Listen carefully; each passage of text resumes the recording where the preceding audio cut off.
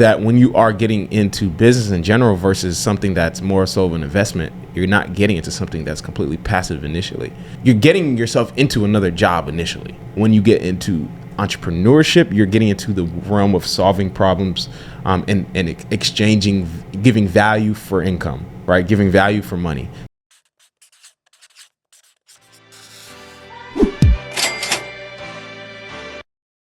You're listening to the Money Monopolizers podcast, helping you take control of your financial destiny.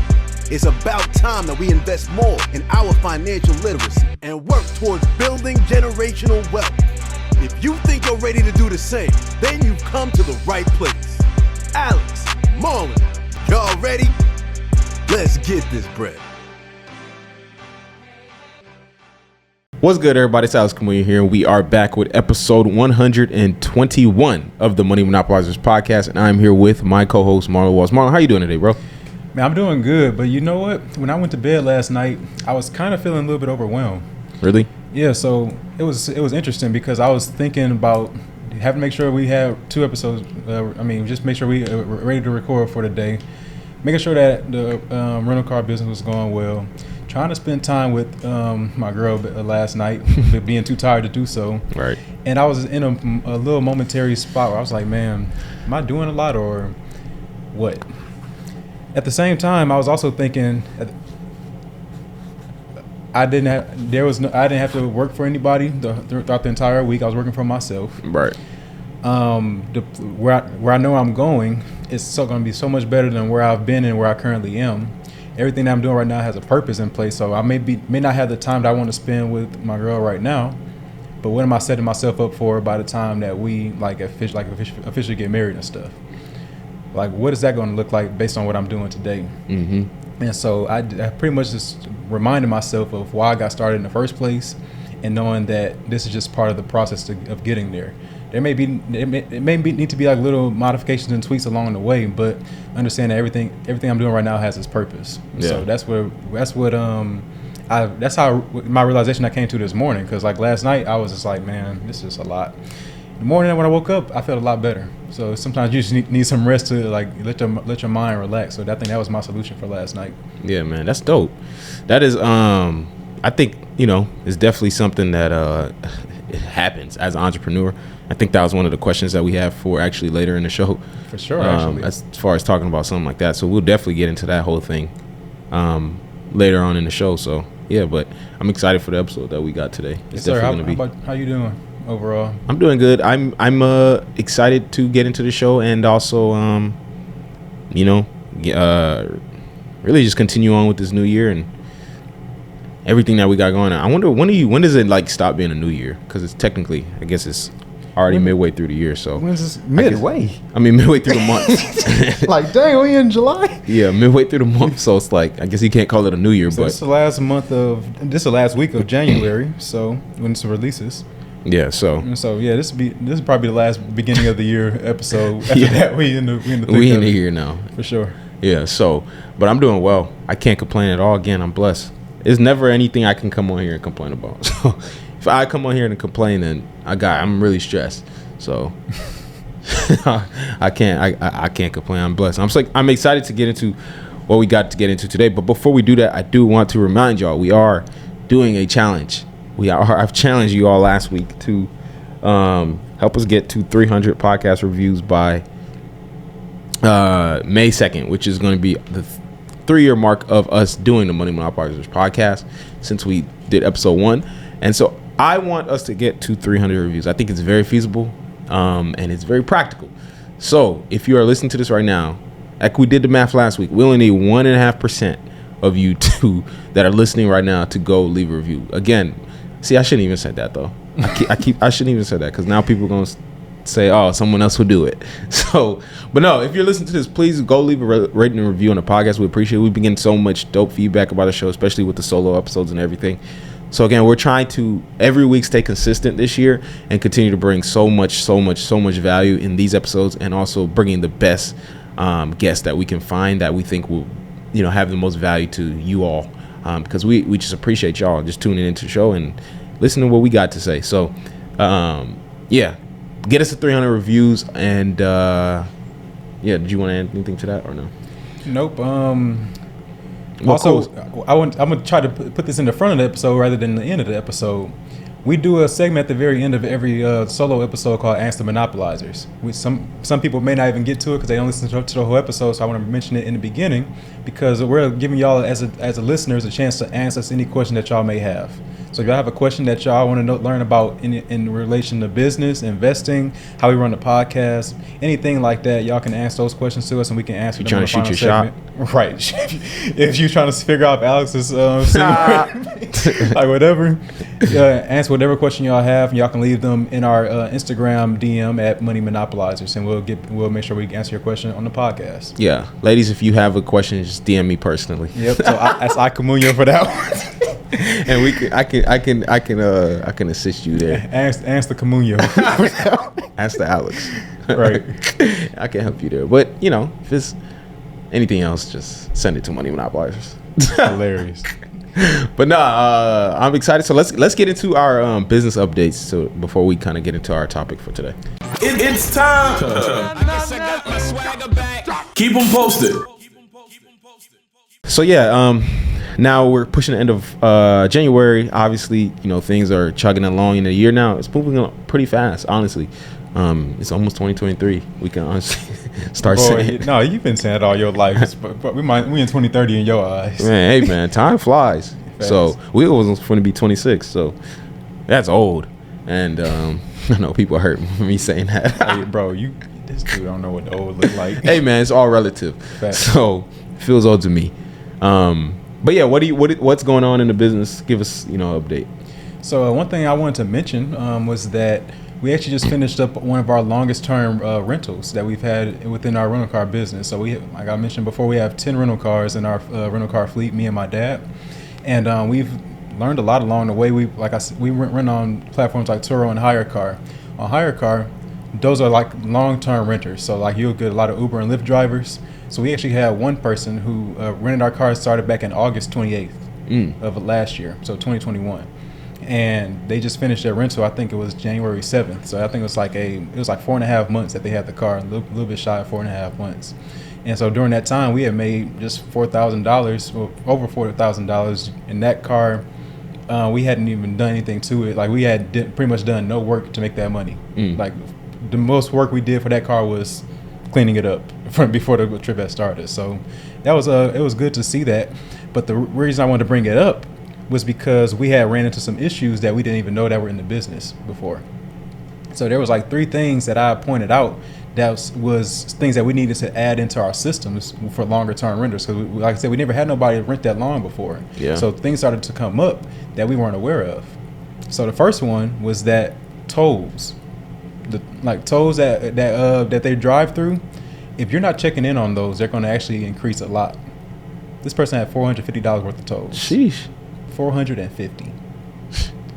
And so if you are not paying attention to it and you're not reminding them and making sure that they pay, you're going to have to stomach that bill if they choose not to pay, because HireCar's not going to pay you for the tolls. Yeah.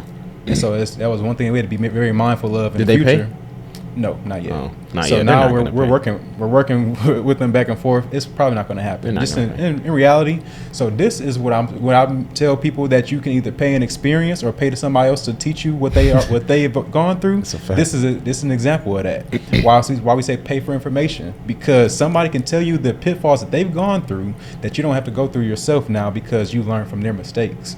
That's what somebody who's like actually is knowledgeable in their field, they can teach you that type of stuff. Another one was maintenance. We weren't really we needed to check more frequently in on the maintenance, because like oil changes, for instance, I think she might have went 10,000 miles with no oil change. Dang. So the car is in good condition overall, but that's something that you have to be mindful of too. Yeah. So you have to know how many miles was in the car before it left the trip. Check in maybe weekly or bi-weekly to say, hey, just give me an update on what the miles are. Yeah. If it needs an oil change, go get it fixed up.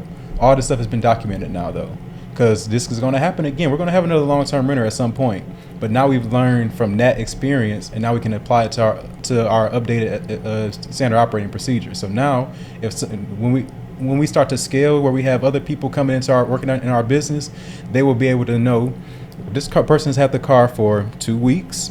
check in on them. This is the message to send them as a check-in message. Mm-hmm. Hey, and also with the tolls especially, every week, every Friday, we're letting you know, hey, this is your current toll bill. On Sunday, if you do not have your tolls paid, you're ending the trip.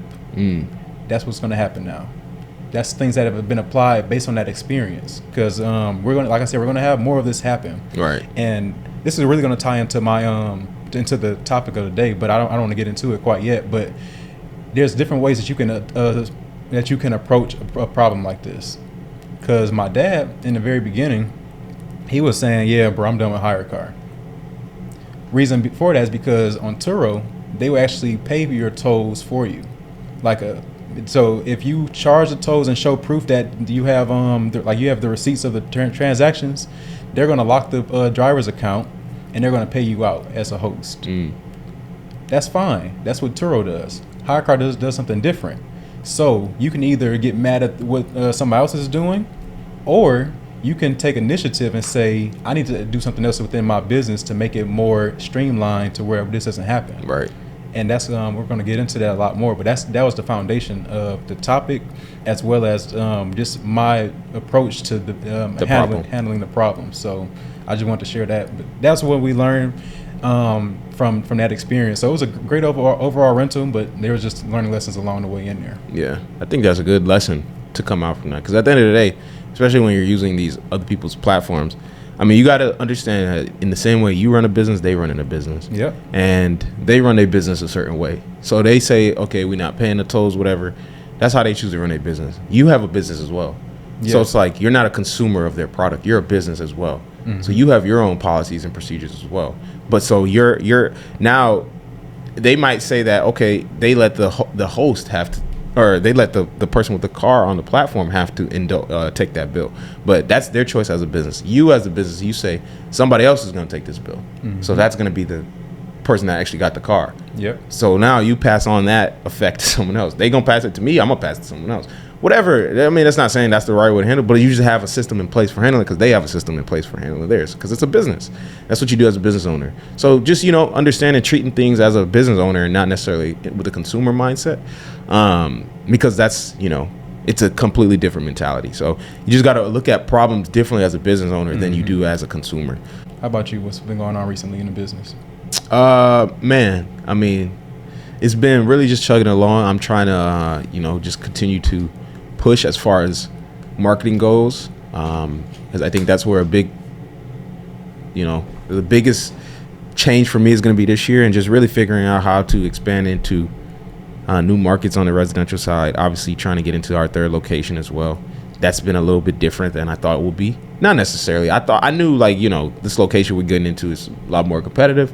So it's harder for you to come in there and instantly make a impact. So trying to figure out kind of different ways that I can do that, and helps continue to scale the business as well. For those that don't know, I do have a residential janitorial service. For those that are new to the show, and I scaled the business to 6 figures last year, $400,000 in revenue, and looking to get to $1 million this year. So we'll see how that goes. But obviously January is going to be a big chunk of that. So I'll let y'all know, I guess, in the next episode how January actually ended up doing. But other than that, man, I'm just kind of chugging along into it. So I don't have really much else besides that. It's really just a year of trying to continue to grow and push forward in new ways that we haven't before. Because again, can't remain stagnant. You can't keep doing the same thing. If you're not growing, then you're dying. So that's about all I got. Yes, sir. So what we'll do then is really get into our topic for the day, and I really wanted to talk a lot about what are you signing up for when you make a decision to pursue anything. So I'm gonna bring it back to, of course, to entrepreneurship, especially in our sense, as far as when you sign up to get into business, or when you're signing up to say I want to achieve financial freedom. What are you actually saying that I'm going to commit to doing? Because there's a lot of things that come along with it. Like if you say financial freedom, what's required of you to achieve it? Right. And the same thing, like going to a 9-to-5, for instance, and working for somebody. What's the requirement of doing that, or what's the consequences also of doing it? And are you okay with doing so? Or are you okay with those consequences, intended or unintended? Like I was mentioning earlier, reason this came about is because I was having a conversation with my dad about being business owners and having to solve our own problems. Because he has more of an employee mentality still, at least, and at this stage, that's how I see it, is that he was looking for somebody else to solve the problem that he's having, which is the tolls. But I'm saying, as the business owner, we can't look at somebody else to solve our problems, especially when we're trying to move offline. We can't be dependent on anybody else. So when we said we want to be business owners in the rental car business, what are we really doing? We're signing up to say, I'm willing to solve my own problems whenever they arise and come up with a solution that way we can streamline it, and then eventually somebody else will be able to have all the answers for this business, because that's something that we want to do, is be able to have a business model that can be sold. We're creating the framework for how this business should operate, and whatever problems come up, we should be able to have a solution for it. That's essentially what we're doing when we're running this business. So when the toll issue came up, I wasn't mad at all. He was very frustrated because he's like, man, bro, these people, that they ain't taking care of us right. They're not supposed to. Like you said earlier, they're running their own business. They are running the business to take care of number one, which is them. They have probably hundreds of thousands of hosts owners on hire car. They may not have the framework or infrastructure to be able to afford to pay for everybody's tolls, everybody's incidents, everybody's things that happen. They're not Turo. So they're just two completely different platforms. That's on them. But I got to take care of number one as well. So in order to do that, I need to figure out how can I make my business to the point where it can operate even under your infrastructure. Even being under your platform, I can still make sure I'm taking care of myself, and we can still provide value to our customers, of course. But we got to make sure that we stay profitable even in that space.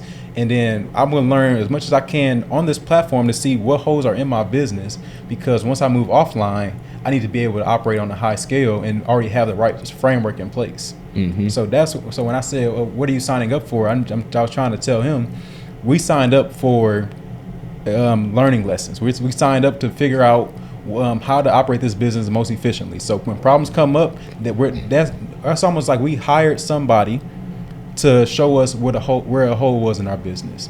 As a customer, we're running out to a customer, but essentially they're just somebody that we brought on to teach us where a hole was in our business. Yeah. That's how I'm looking at it. Yeah. And so that's kind of where the initial conversation I came from, but I started looking at it in other aspects, because when my dad goes to work, this is another example that happened like a couple of days ago.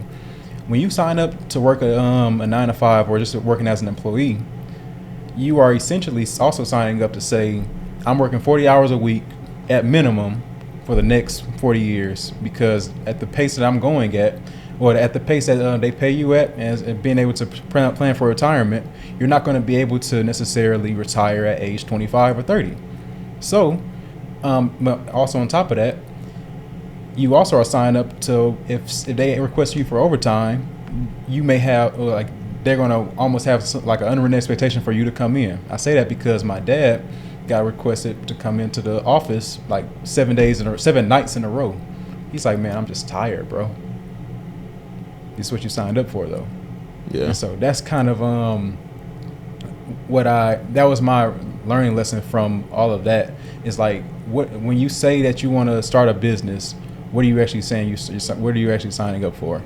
And that's kind of my take on it, at least initially. I don't know what your thoughts were on it or anything like that. No, I think that's a very good question to be at least analyzed, because I don't think most people think about that before they get into business, because you don't think about the problems necessarily. You just think about the benefits of it, right? Most people are thinking like, I'm getting in so I can have financial freedom, right, in a sense.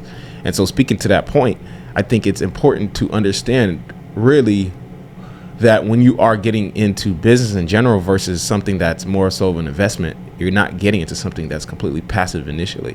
You're getting yourself into another job initially. Business is not investing. It's a completely different thing. This is why, the concept of, people that say entrepreneurship isn't for everyone, which I generally would agree with. I'm a firm believer that while everyone can't be an entrepreneur, everyone can be an investor. Everyone can have assets. Everyone can have financial freedom, right? But understand that when you get into entrepreneurship, you're getting into the realm of solving problems and exchanging, giving value for income, right? Giving value for money. So you give money, you give value, you get money back. Versus when you're investing, you are just getting into the world of making your money go work for you, or making someone's money go work for you to bring you more money back or bring you a return. So entrepreneurship and investing is completely different things. So just understand that initially business is not passive. Business never becomes passive until you have systems and other people in place. You're leveraging OPM and OPT, other people's money or other people's time, right? To continue to take yourself out of the day-to-day and scale the business. So that is essentially what you got to realize whenever you are getting into business early on. It's like a lot different from, me deciding to go even trade on the stock market or invest in real estate or buy crypto or something like that, where I don't have to deal with I don't have to exchange value. When you give value, you have to have a system in place, because when you give value, some people will perceive what you gave them as not valuable. So they're going to have complaints. It's not like, investing where it's like, you only dealing with other money. You only dealing with other investors. Investors there's no complaints. It's just money. You either know how to make money or you don't know how to make money. But in business, you're dealing with another person. You're dealing with, number one, you might have investors, so that's one thing. You might, but on top of that, you're dealing with consumers, which may be customers. You're dealing with other businesses, which may be your vendors or partners, and you're dealing with staff, employees, which again, that's another thing that you have to deal with. So it's a lot more convoluted when you are getting into business, and so you just need to really understand do you want to get into business or do you want to get into investing? It's a completely different thing, and investing is for everyone. Business necessarily might not be for everyone, but I would say financial freedom is for everyone. Whether you choose to do that through business or investing, it's up to you. It's based off of your personal preferences. Me personally, I say I want to use business and then eventually take myself out of business, because now I know that business, once I've built it up, it can be a great income stream and it has value, and I can use that to continue to reinvest back into other assets and become an investor through using the business to become an investor versus using my 9-to-5 to become an investor. So it's multiple ways to do this. There's multiple ways to go about it, but just really understand what it is that you actually are getting into initially. Now, I want you to expound on this part especially. So when you're saying every financial freedom is for everyone, there's different avenues to get there. You mentioned business and investing were two of the different ways. Now, those are two different things that you're signing up for. Like you said, everybody should be an investor. Everybody may not necessarily be able to be a business owner. And so there's reasons behind that, because you're signing up for different responsibilities for each one of them. So when you say that you're looking to achieve financial freedom, first of all, I want you to define that, and because I want you to understand what does that physically look like, and then we can start unpacking how to get there in each different segment. So whether it's through business or investing. Right. So to me, I think that obviously there's levels to financial freedom, right? So initially the goal is to just replace your 9-to-5 income. And that's level 1 financial freedom. So that can be done a multitude of ways, right? You can do that through business, right? You start a business, you create systems, you scale the business through those systems to be able to essentially allow you to replace your income. Now, understand that once you replace your income, that doesn't necessarily mean, again, it's not passive, right? You might not necessarily have time freedom. You might have, financial freedom, but you don't necessarily have time freedom initially, right? But now that's the thing, because now that you've replaced your income from your active income that you had to earn, now you freed up yourself to continue to live. And now you can use that freed up time to now scale the business so that you can now get time freedom from the business. And that is level 2 financial freedom. Once you get to your dream lifestyle, and now at that point you will have time freedom because you've scaled the business with systems to be able to take yourself out of the business, out of the day-to-day, and only allow the business to continue to just operate without you. Now, essentially, you're at the place where, that's where you might be starting. If you can get to level 1 financial freedom through investments, right? The same way, whether that is real estate. Now, again, with real estate, if you're getting into rental properties, again, that's also a business to some degree, because you are exchanging value. You're giving someone a place to live, and they're paying you income. So you have to have a system in place to set up that exchange of value, whether that's a property management or you manage yourself. There has to be a system in place to manage that exchange of value. That's one thing. Now you don't have to even do that. You could just invest into stock paying dividends. Understand though, you're gonna need a lot of money to be able to get enough dividends to cover your lifestyle. So there's a give and take everywhere, because with investing, you don't have to necessarily exchange value. You have to exchange money to get enough income to replace your lifestyle. But if you don't have money, that's generally why most people lean more towards business, because business is a lot easier to start and it requires less upfront capital. So that's kind of how I don't know if that answers your question, but no, it does, because essentially what you said in the beginning with financial freedom was being able to replace your 9-to-5 income with your business or investments or whatever avenue you went through. Right.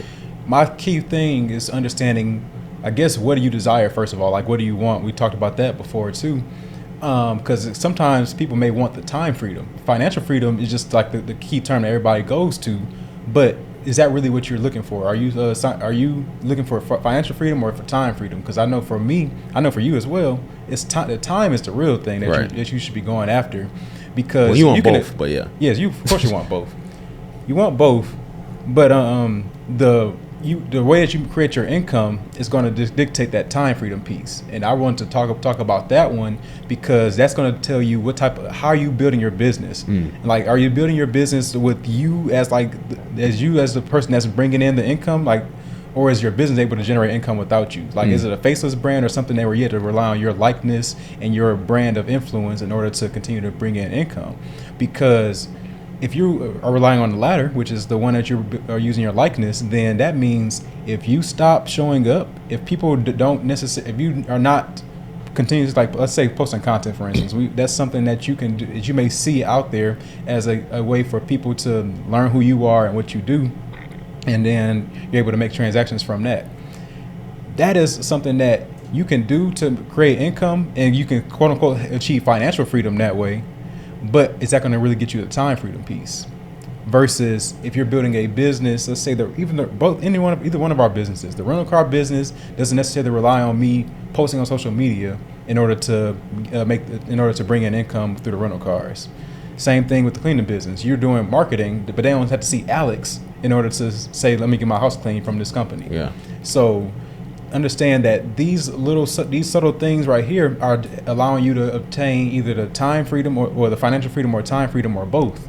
And that's why it's very important to understand, like, what are you signing up for? When you say that you're about to achieve financial freedom through like the certain business, is that going to achieve, or are you going to be able to achieve the time freedom piece if that's your goal, or are you going to just achieve the money but still have to continue to work and pretty much, like you said, buy another job for yourself? Right. Because that's something that I constantly think about now.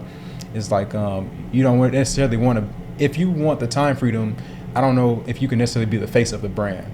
Yeah. I would love to see that. And I also thought of another point. There's a saying that people used to always say, I'd rather be rich than famous.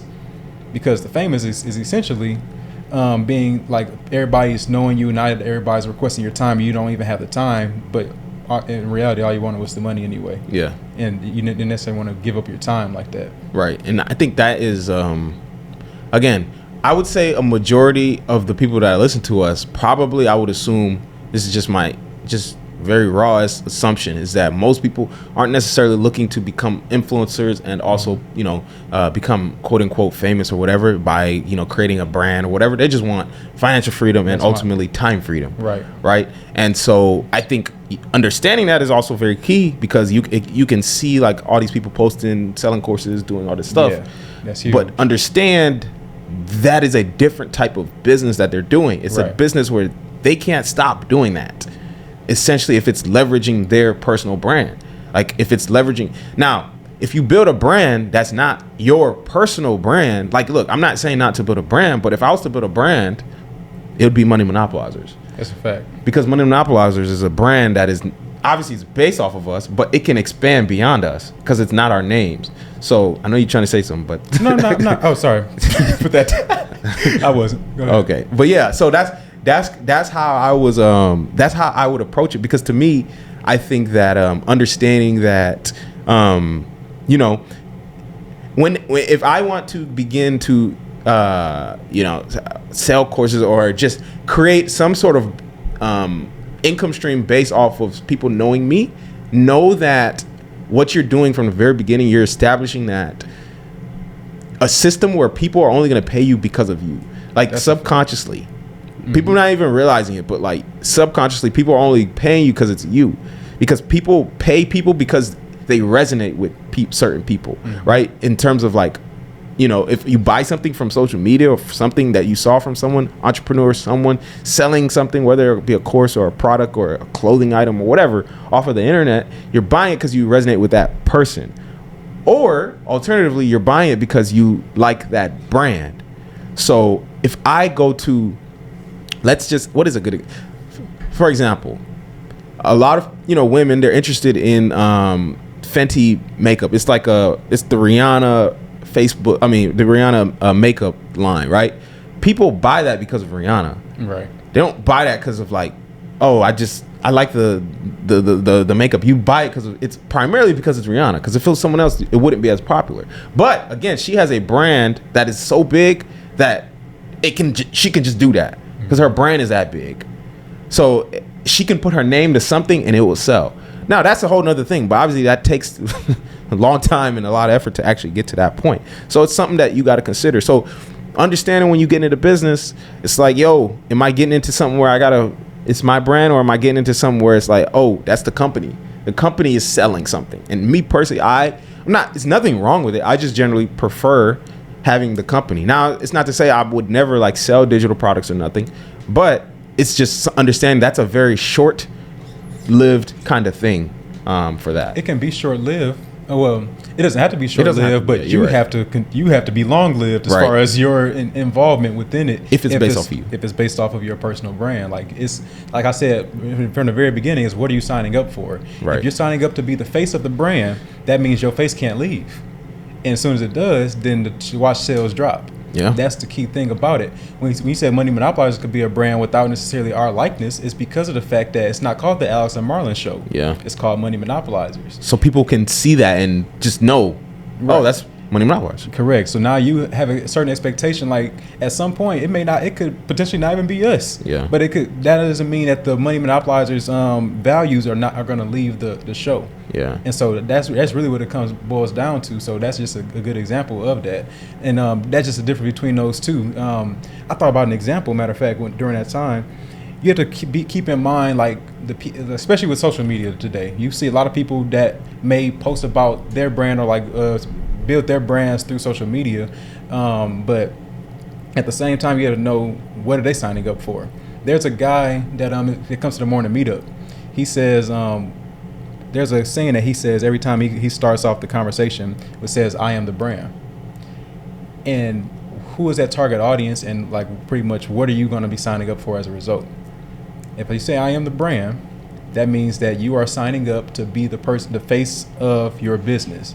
And so if you're trying to go into business to get financial freedom and time freedom, if you're becoming the face of the brand, are you going to really get that time freedom? You have to be thinking about this long term before you decide of what business do I want to go into. Do I want to be the coach or consultant? Do I want to have a business that I'm selling products, digital products, right? Or do I want to have something that's offline where I'm operating it, just building up a stream of income, and I can achieve my financial freedom and time freedom? That's the key thing to think about when you're consulting from different influencers or different people that have advice for you. You have to figure out, is this applicable to my goals? And if it's not, then you shouldn't really pay too much attention to it, because it's not going to be in line with what you want long term. Right. And that's why you just got to understand what it is you really want. Seriously. That's why we said this, and we did it 2 episodes ago. We talked about cash flow versus net worth. It's the same principle. It's just because there's so much out there. There's so many different ways to make money. And you got to understand what comes with each thing, because there's different responsibilities to each way of generating money. So you got to figure out what works for you and what you actually want to do, short term and ultimately long term. Because it's totally fine to leverage if you have a brand or you built a brand, it's totally fine to leverage it. But again, understand what is the responsibility attached to leveraging your brand, because it's not just as simple as it's going to continue without you. It's not. It's just not, unless you figure out a way to build it beyond you, which is going to require obviously a whole nother level of planning and systems and trial and error and everything. So it's a whole nother business structure. Again, it's very easy to just go on here and just, you leverage your likeness and your brand and just make money. But if you want to build it beyond you, again, like what we're trying to do with the show, it get to a point that's like, it's not only just us. Maybe there's subsidiaries of the podcast that are just based under our brand, but because they're leveraging our brand, it works. Right. Because we built the brand. But again, that took years and a lot of effort. So I think it's just going back to the business talk for a second, understanding like all the money so people are going to see money coming in from different ways that they bring in, like different businesses that they build. So like I know one thing that's going to be very big right now is the digital products, because you may see the instant gratification money. But how was that acquired? That's like the big question for you. Like, was that acquired? Is that something that's repeatable? It's a real question. Is that repeatable I guess in the next question on top of that, is it repeatable? Is it repeatable without you being present to do it? Yeah. If you can answer if those questions can all be in line, then that's how you know that it's something that can help you achieve that time freedom piece. That was my goal. If my goal is time freedom, because my goal personally is time freedom. So that's one thing that I have to hold as like a heavy-weighted question when it comes to the income that we bring in. That's like my question qualifiers to say, is this the type of income that I'm looking for? Because all income necessarily may not be created equal, or may not be something that you should be going for if you're trying to achieve that time freedom piece. And that's why I'm like, honestly, that's how I be feeling sometimes, because it's a lot of money that I know I leave on the table with like there's some digital products I can make and stuff like that. It's money that I leave on there, but it's understanding like long term, it's not what I'm really trying to do, because my whole thing is like, I want to build my business so big, and it's gonna be in every city in this country, and people ain't gonna even know who the owner is. Facts. People not gonna know it's me unless you literally go to it might not even be on a website. You're going to have to literally just happen to Google my name and say, oh, that's the owner of that business, right? So that's where I'm trying to scale my business. Like, I'm trying to, grow a monopoly on this industry. And so it's a business where it's like, it's completely offline in a sense. And that's just my personal business philosophy. Everyone has their own business philosophy. This is nothing against having anything else. Is just my personal business philosophy, and because I understand what works for me. I'm not saying it's not, because it do be tempting to like get some of that digital product money. I'd be like, sheesh, that could be some good money. But like you said earlier, it may not be long lived for you. So maybe that's just like something that I do right now in order to like the digital product. If I can do it just for this amount of time, but understand it may not be something that's long term for you. Yeah. So it's fine. But it just depends on all what you want. Like if you can delve into it, but if you keep the main thing, then it may not even be as bad either. Yeah, and look, who's to say? Who knows? By the end of this year, I could be selling courses and stuff like that. Who knows? I mean, I'm just speaking based on how I feel now. But things can change, and I'm not opposed to pivoting. And again, the thing about it is, regardless of what you think or what I think, in my opinion, is that's another income stream for the business, especially if it's the business itself. Because imagine where you can build a business to where now your business teaches other people how to build a business. If you could find a way to make it like under the business doing versus my brand, that makes the business that much more valuable. That's actually really good, right? So, shit, I might have just gave myself an idea.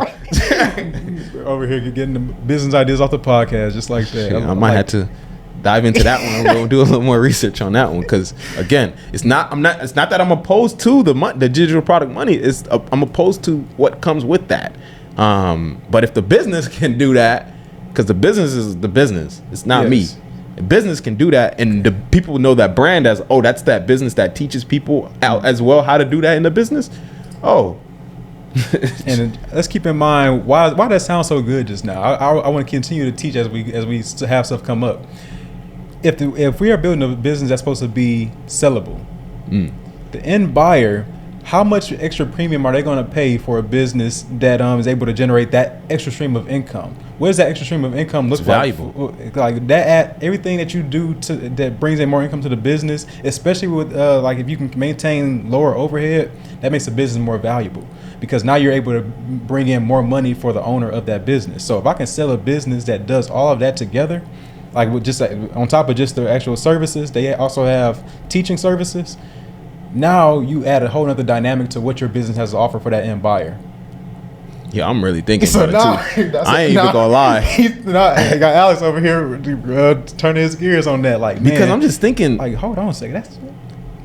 But the key would be making it independent of your personal identity, though. Correct. Because not to say you can't leverage it, but Right. you don't want it to be like, I'm not selling this as Alex Comunio. I'm Right. selling this as my business, and the business is making this revenue. Because, Right. like you said, that seller, they don't want it to be based off me, because they're not buying me. That seller is buying the business. I'm not coming Correct. with it. So if that's a huge part of the revenue, and they're like, well, how do you generate this? And it's like, oh, I post this on social media, I do this, and this. And they're like, well, are you going to keep doing that after? Oh, no. Right. Oh, I'm not paying this for that business. Exactly. If you could just think about when you search on YouTube, something like some people may search how to buy real estate on YouTube. Yeah. And then they may come up across a video that has like a voiceover with like an animation for like showing you like the process of buying it. That means that they're not leveraging any person's particular brand and likeness. They're just teaching you a formula. And that could be a whole brand that just has the teaching platform on YouTube about it. So that's how that would actually look. And for a business model, and that makes it independent of the brand, gives you your time freedom, and allows you to continue to enjoy your financial freedom as well on top of that. So I like that model. What you think? You think I should consider that? I think so.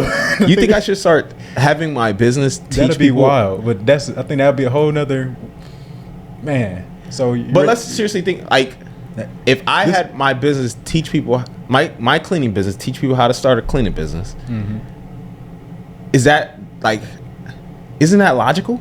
it makes sense, bro. I'm trying to think of who else has that motto, just as the business though. Like it's not attached to a brand likeness. Who has that motto as like just a general overall business that does that? A business that consults. Yes, like and it may not even be you may have a consulting factor into it. Maybe so, but I was thinking like just a general teaching platform. I don't know many businesses that do that, but that is a very lucrative revenue stream. Because I'm just thinking like, dude, the overhead on, we was just talking about it. The overhead on a digital product is like 10%, if that.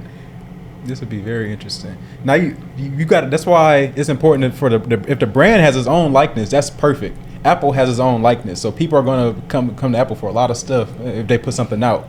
So if Just you put can Apple attached in it. right, so if you can build your brand likeness and people will buy stuff because it's being done by that brand, so the digital product is being done by that brand. It has no personal person attached to it, so that person can still have their freedom, and the brand is still attracting people because of the brand's likeness. And the good thing about that is that you can leverage the resources from the business because it's that business generating the income. Facts. So if I have staff already for that business or systems, it's just hey, this is a new thing we're implementing. We're adding a new product to the business. Right. So in the same way we sell services, hey, we have a new product. Sheesh. Yo, Well. who would be interested in learning how to start a cleaning business from my business? Not from Alex. I mean, obviously the knowledge and stuff will be coming from me, but you buying from the business. Who would be interested in that? If you would be, seriously DM me. Because I'm seriously thinking about this. Because that just made my business 10 times more valuable. Yes, sir. Bro, this has been a good conversation. Just for that. Nah, bro, yeah. I'm like, yo, I want to know what the interest will be. Fact. Hit me, and I would seriously consider that. Because I know I've been getting hit up a lot about it, but, I just haven't done it. That's the key thing. I'm glad you even asked that question, because now you got to see where's the interest level at for something like that. Yeah. Because you can have a product or service, but if nobody's interested, then it is what it is. Like that, it may not be a thing. But Right. if we demand. know for a fact that there are people out here that are looking to get into some type of business. That's just the world that we live in. People are Right. looking for an opportunity. This is an opportunity. I know you said a lot of people hit you up because of your success in the business. Right. It's not like you're not getting like they see that you're putting something out right now, but in the future, now it's going to be testimonials of other people that start their business from This business. taking notes from this business. Yeah. So the initial ones may come because of you, but sooner or later it's going to be like, bro, it's working on itself at that point. Amen. It's a good motto. Hey, yo, yeah. I gotta say, yo, that's a good one, bro. That was a good one. We're gonna have to talk more about that one for sure, because that might be something. But no, seriously, if you are interested in that, hit me and let me know, because I want to see the interest level, and I would definitely consider that heavily, seriously, because it's for the business. So, yeah. Great conversation, though. Anyway, that's really all I have for this one. It's actually going to be a little bit of a shorter episode. Nah, that's all good, yeah. I think it was a short but very impactful one. That's a great episode. So I think what we'll do now is get to our next section, which will be our Ask the Monopolizers. How can I be successful? How can I follow the path that someone else has laid for me to be successful? Ask the Monopolizers. So we got a couple of questions for these past couple episodes. This one came from Wealth Fiend on Instagram. How do y'all deal with the stress of entrepreneurship? Would you like to answer that one first, or? Oh, the stress of entrepreneurship. Yes. I don't get stressed. I'm playing. I mean, here's the thing. You answer it first. Okay, that's fine. I think you have to first think of it from the perspective of where the asker is asking from, because it probably is not somebody who has already achieved the financial and time freedom. That's how I was going to approach it, yeah. Today, you may not see it like for yourself. You may not be experiencing the same level of stress as like in the beginning phases. Yeah, I'm out of touch with reality. There's phases to entrepreneurship. In the beginning especially, you're doing a lot of the work yourself. So I mentioned in the very beginning, I had a sense of overwhelm myself, and just last night. It happens. The key thing is to really take a step back and identify, like, just pretty much what needs to be done. Like, one thing I really do is write down everything that needs to get done. Understand that it doesn't have to all get done today either. And then you have to really just start prioritizing what's going to get done today, and be okay with not having everything done, and give yourself grace, because at the same time, I know for us, we're first generation entrepreneurs. There's no blueprint formula that we're just following. It's just figuring out a lot of things as you go. So giving myself grace has probably been one of the biggest things for me, and just continuously pressing forward. That's why we say that having your why is so big. Like, when I think about what's going to come about from all of this, like I mentioned earlier, the time I'm going to have to spend with my family, with my girl, with my future kids whenever they come, all of those things are what keeps me motivated, because I'm motivated by the time freedom, like we talked about all throughout this episode. And so the stress that I'm enduring right now pales in comparison to the enjoyment I'm going to get from everything that comes about from that. So I know it's much easier said than done, but that really allows me to be able to find myself in a better place. And sometimes you need to actually build in rest time. Like, build that into your system, into your weekly schedule. Like, I can't recommend that enough, because you can definitely run yourself to the ground, especially if you have a 9-to-5 and you're trying to build your business on the side.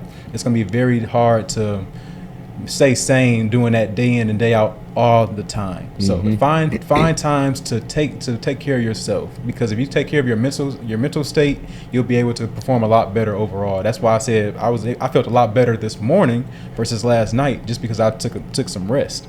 Like, sometimes rest is just as important as actually working on the business itself. Yeah, man. I think you hit the nail on the head. I don't really even have nothing to add to that. Yeah, that was pretty straightforward, man. So great perspective, because that's a question obviously you deal with as an entrepreneur. And I would just say, really, make sure that you are still giving yourself, some aspect of reward, right, from being in the business. And that's why the last episode we did was so important and impactful too, of talking about profit first and learning how to pay yourself in the business. Because at least when you're making money from it and you're being profitable from it, it's going to be a lot. Again, profit is very rewarding. Mm-hmm. So it can help relieve some of that angst and stress.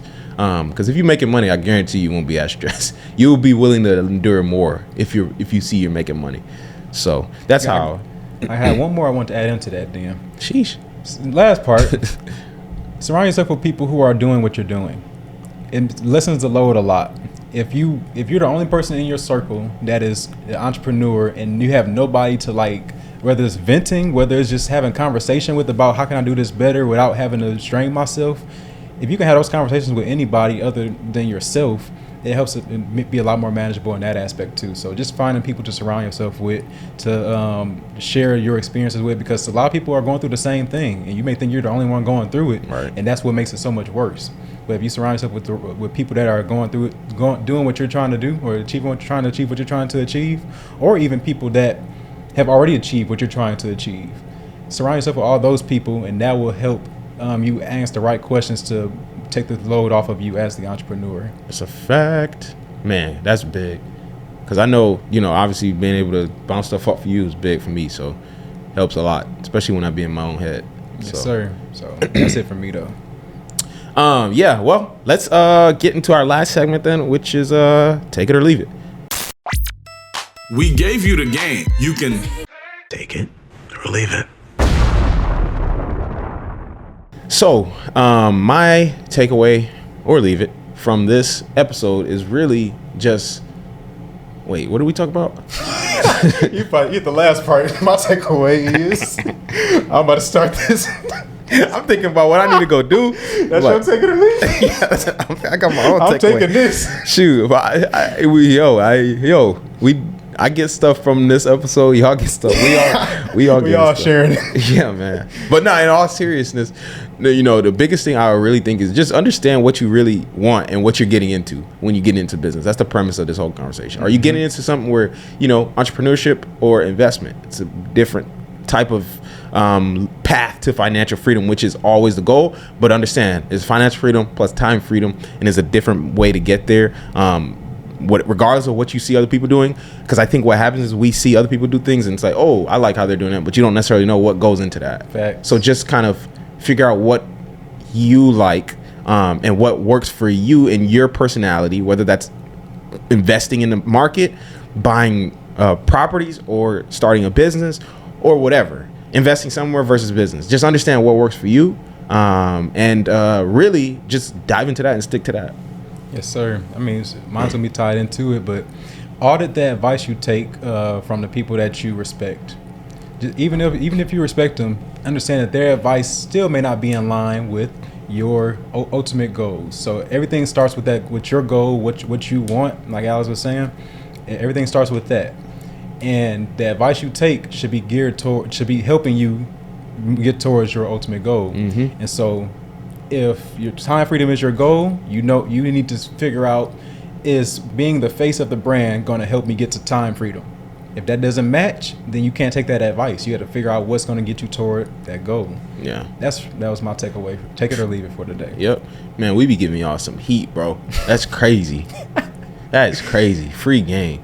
But yeah, man, that is it for this episode of the Money Monopolizers podcast. New episodes will be released every Thursday and will be available on Apple Podcasts, Spotify, and YouTube. Just search Money Monopolizers wherever you listen to podcasts. We hope you enjoyed this episode today. If you did, we'd appreciate if you rated us 5 stars and left us a review on Apple Podcasts. You can also find out more info about us on Twitter at the Monopolizers, IG at Money Monopolizers. We post informative content on there. Really, we just be posting in reels now. That'll keep you engaged. That's a good. It's like we don't post no informative content. Well, I mean, it is informative. It's very informative. Yeah. This is where you get the information. Yeah, this is where you get it. Yeah. So check that out. That's hilarious. Yeah. But other than that, I don't even know where I was at. But yeah, until next time, we out of here. You've been listening to the Money Monopolizers podcast, helping you take control of your financial destiny. To learn more about how you can be in control of your money, visit moneymonopolizers.com. We'll catch you next time when Alex and Marlon share more personal finance and wealth creation tips with you. Now it's time to take action.